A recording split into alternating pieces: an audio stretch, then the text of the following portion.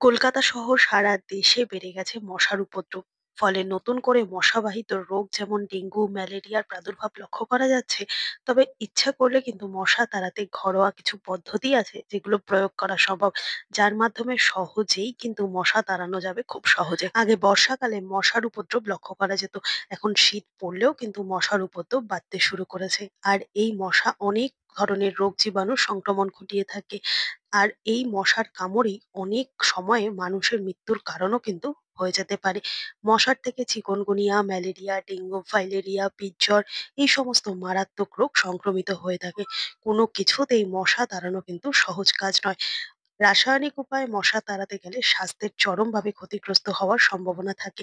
কেননা বাড়িতে বড় থেকে ছোট প্রত্যেকটা সদস্যরই সেই ধরনের কেমিক্যাল বা রাসায়নিকের যে একটা গন্ধ, সেই গন্ধ ইনহেল করলে কিন্তু নানান রকমের শ্বাসকষ্টজনিত বা নানান রকমের সমস্যা, কাশি এগুলো হতেই দেখা যায়। তাই ঘরোয়া উপায়ে যদি আমরা মশা তাড়ানোর ব্যবস্থা করতে পারি, তাহলে এর থেকে ভালো কোনো কিছুই আর হতে পারে না।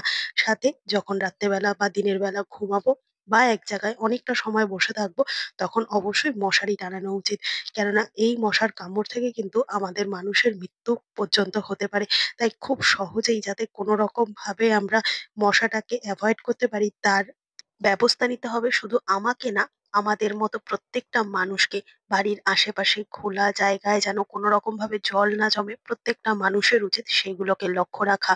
এছাড়াও ডাবের খোলা বা কোনো ভাঙা টুকরো বা কোনো কিছু যেন এদিক ওদিক ফেলতে না দেখা যায়, সব সময় বাড়ির চারপাশ পরিষ্কার করে রাখা উচিত। তো চলো তাহলে দেখে নেওয়া যাক কি সেই ঘরোয়া উপায় যার মাধ্যমে আমরা খুব সহজে মশা কিন্তু তাড়িয়ে ফেলতে পারবো। তার জন্য সবার প্রথমেই যেটা নিয়ে নিতে হবে রসুন। রসুন কিন্তু প্রত্যেকদিন রান্নার কাজে আমাদের ব্যবহার করা হয়, আর তাছাড়া ঘরে সবসময়ের জন্য কম বেশি থেকেই থাকে। বেশি না বন্ধুরা, ২ কোয়া নিলেই কিন্তু মশা তাড়ানোর জন্য এনাফ। তার জন্য রসুনের বড় বড় কোয়া আমি ২ টো নিয়ে নিচ্ছি। এবার তোমরা সমস্ত কিছুর পরিমাণ কম বাড়িয়ে নিতে পারো। আমি যে সলিউশনটা বানাচ্ছি সেটা ১ সপ্তাহের জন্য বানাচ্ছি, আর এইভাবেই কিন্তু আমি সমস্ত পরিমাণ নিয়েছি। ২ কোয়া রসুনকে এবার একটা গ্রেটারের সাহায্যে একটু গ্রেট করে নেবো। খোসা ছাড়ানোর আলাদা করে দরকার নেই। গ্রেট করানোর পর খোসা সমেত কিন্তু এরকমভাবে এই কাজটার জন্য দিয়ে দেবো। আলাদা করে খোসা ছাড়িয়ে সময় নষ্ট করে এরকম করার একেবারেই দরকার নেই। আর যদি কোনো কারণে রসুন বাটা ফ্রিজের মধ্যে স্টোর করা থাকে রান্না করার জন্য, সেখান থেকে ১ চামচ পরিমাণ নিয়ে নিলেই চলবে। এবার এর মধ্যে বেশ কতগুলো শুকনো ইনগ্রিডিয়েন্টস যোগ করব। তার মধ্যে দিয়ে দিলাম বেশ খানিকটা লবণ। লবণ কিন্তু সমস্ত ধরনের আ যে রোগ জীবাণু আছে বা ধরো সমস্ত ধরনের নোংরা জিনিসকে ধ্বংস করে দেয়। তারপর দিয়ে দিলাম হলুদ গুঁড়ো আর একটুখানি লঙ্কার গুঁড়ো। আর এর মধ্যে দিয়ে দেবো একটুখানি কর্পূর। হলুদের যে একটা স্ট্রং ফ্লেভার, যদি অর্গানিক হলুদ হয় সেটা ব্যবহার করতে পারো।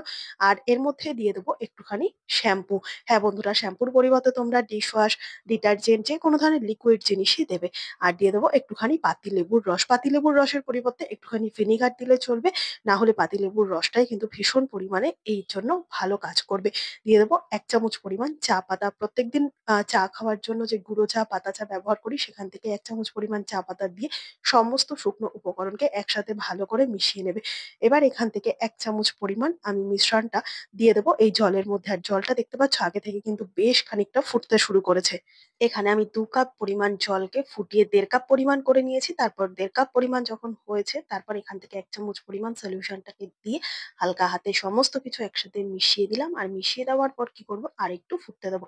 আর এক্সট্রা যে এই মিশ্রণটা রয়েছে এটাকে তোমরা স্টোর করে রাখতে পারো। এই সলিউশনটা শেষ হয়ে যাওয়ার পর আবারও গরম জলে কিন্তু তোমরা ফুটিয়ে নিতে পারো এই একই রকম ভাবে।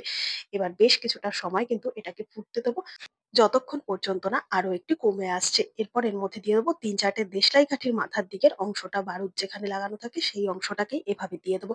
এর মধ্যে যে বারুদটা রয়েছে এই বারুদটা যতক্ষণ না পর্যন্ত জলের মধ্যে 30 বা 40% মিশছে ততক্ষণ পর্যন্ত ফুটিয়ে নেব।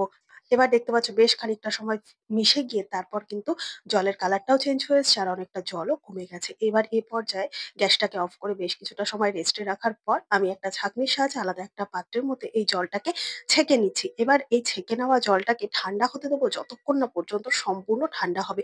প্রায় এখানে কিন্তু 60% ঠান্ডা হয়ে গেছে। এ পর্যায়ে আবার বেশ কিছুটা সময় ঠান্ডা হতে হবে।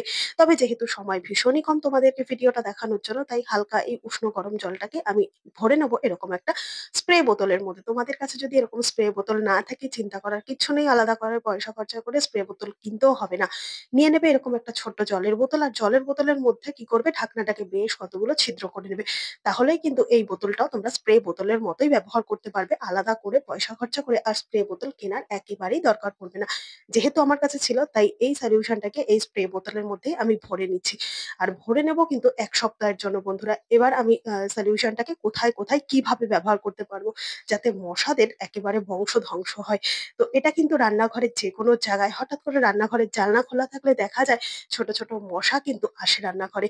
যেকোনো জায়গায় বন্ধুরা, যেহেতু এর মধ্যে কোনো রকম কেমিক্যাল বা কীটনাশক নেই, তাই আনাচে-কানাচে রান্না করার সময় সমস্ত কিছু রান্নাবান্না ছড়ানো থাকলেও কিন্তু তোমরা যেখানে খুশি ফ্লোরের মধ্যে, মেঝের মধ্যে, ক্যাবিনেটের মধ্যে, এমনকি রান্নাঘরের আশেপাশে সমস্ত জায়গায়, যেখানে ডাস্টবিন এরিয়া সেরকম জায়গায়, বা দেয়ালে, বা ধরো যে গামলার মধ্যে আমরা বাসনপত্র মাজার জন্য রেখে দিই, সমস্ত জায়গায় দিতে পারবে। কোনো রকম উগ্র গন্ধ হবে না।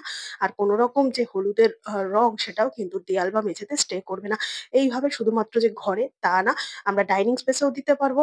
যেখানে আমরা রান্না-বান্নার সমস্ত কিছু রেখে দিই, সেখানে দিতে পারবো। সমস্ত জায়গায় বন্ধুরা নিঃসন্দেহে দিয়ে দেবে। টেবিলের নিচে পা ঝুলিয়ে খেতে বসলেও ছোট, ছোট মশারা কিন্তু ভীষণ পরিমাণে উৎপাত শুরু করে। তো এভাবে কিন্তু ফ্রিজের পেছন, ঘরের যেকোনো জায়গায়, আনাচে-কানাচে সমস্ত জায়গায় দিয়ে, এমনকি খাট, আলমারি, ড্রেসিং টেবিল, কম্পিউটারের টেবিল, আনাচে-কানাচে সমস্ত জায়গায় তোমরা এই সলিউশনটাকে স্প্রে করতে পারবে। যেহেতু এর মধ্যে কোনো রকম কেমিক্যাল জাত কোনো কিছু নেই, তাই বাড়ির বয়স্ক বা বাচ্চা মানুষদেরও কিন্তু কোনো রকম ক্ষতি একেবারেই হবে না বন্ধুরা। বাইরের দিকে যে সমস্ত বড়, বড় জানলা, দরজা, ব্যালকনি স্পেস আছে, সেরকম জায়গাতেও একটুখানি সকাল বিকেল দিয়ে দেবে। তাতে কি হবে, সেই সমস্ত দরজা জানলা খুললে বাড়ির বাইরের দিক থেকে মশা যেন ভিতরের দিকে না আসতে পারে। এছাড়াও সিঁড়ি area, parking area, garage area সমস্ত জায়গায়, সিঁড়ির কোনা কানাচে, সিলিন্ডারের পিছনের সমস্ত জায়গায় কিন্তু একটুখানি করে তোমরা সলিউশনটাকে স্প্রে করে দেবে। কোনো রকম অসুবিধা একেবারেই হবে না। শুধুমাত্র যে ঘরের আনাচে-কানাচে তা কিন্তু নয়, টয়লেটেও ছোটখাটো পোকামাকড়, মশা, মাছি সমস্ত কিছু দেখা যায়। যেহেতু টয়লেটে জলের কাজটা বেশি হয়, তাই কোনাকানাচিতে জল জমে থাকলেও অনেক সময় মশার উৎপাত হয়। তো এরকমভাবে কিন্তু আমরা যদি মশা তাড়িয়ে ফেলতে পারি, অনেকটাই উপকার হবে। এবার আসি কিভাবে মশার কামড় থেকে বাঁচবো। নিয়ে নিয়েছি গাঁদা ফুল। গাঁদা ফুল কম বেশি পুজোর জন্য আমাদের প্রত্যেকের বাড়িতেই আনা থাকে। সেখান থেকে একটা গাঁদা ফুল নিয়ে নেবে মশা কামড়ানোর পর এই ছোট্ট জিনিসটা তৈরির জন্য। গাঁদা ফুলের উপরের পাপড়ির অংশটাকে শক্ত একটা ভারী কিছুর সাহায্যে এভাবে হালকা করে একটুখানি থেতো করে নেবে। তাতে কি হবে, এই গাঁদা ফুলের যে রসটা সেটা কিন্তু বেরিয়ে যাবে। তার মধ্যে দিয়ে দেবো ১ চামচ পরিমাণ নারকেল তেল। ঘরে থাকা যেকোনো ধরনের নারকেল তেল এক্ষেত্রে ব্যবহার করবে। আর এর মধ্যে দিয়ে দেবো একটুখানি ডেটল। ডেটল কিন্তু খুব অ্যান্টিসেপ্টিক এর কাজ করে। কোনো রকম অ্যালার্জেটিক জিনিস থাকলে সেটাকে কিন্তু একেবারে জীবাণুটা ধ্বংস করে দেয়। আর দিয়ে দেবো একটুখানি টুথপেস্ট। যেকোনো টুথপেস্ট ব্যবহার করতে পারো, হোয়াইট বা জেল যেকোনো। তারপর সমস্ত কিছুকে একসাথে গাঁদা ফুলের এই রসটার সাথে মিশিয়ে নাও হাতে দিয়ে। এবার এই জিনিসটাকে কিন্তু তোমরা একবারের জন্যই ব্যবহার করতে পারবে। তাই ১ গাদা একবারে বানিয়ে রাখবে না। তাতে কিন্তু নষ্ট হবে। যখন যেটুকু দরকার সেটুকু বানিয়ে কাজ চালিয়ে নেবে। হঠাৎ করে প্রচুর পরিমাণে মশা কামড়ে নিলে আমাদের স্কিনের ওপর দেখবে রেডনেস হয়ে যায় বা ফুলে যায় বা ইচিং হতে থাকে ভীষণ পরিমাণে। সেরকম জায়গায় তৎক্ষণাৎ আরাম পাওয়ার জন্য এই ছোট্ট সলিউশনটা ঘরে বানিয়ে নাও। বাচ্চা থেকে বড় প্রত্যেকের জন্য দারুণ একটা উপকারী। কিন্তু এই সলিউশনটা হালকা করে এভাবে স্কিনের মধ্যে লাগিয়ে দিলে ভেতর থেকে একটা ফ্রেশ ব্যাপার আসবে, ইচিংটাও কমে যাবে। এমনকি আমরা যে ড্রেস পরে থাকবো তার মধ্যেও ২-১ ডট দিয়ে দিতে পারবো। যদি দেখা যায় যে হালকা কালারের ড্রেস, তাহলে ভিতর দিয়ে কিন্তু একটুখানি ডট দিয়ে রাখলে এর যে গন্ধ, সেই গন্ধের জন্য মশারা আমাদের ধার কাছে আসবে না। এভাবে যদি মশার কামড় থেকে রক্ষা পেতে পারি, কোথাও গিয়ে আমাদের অনেকটাই সুবিধা হবে।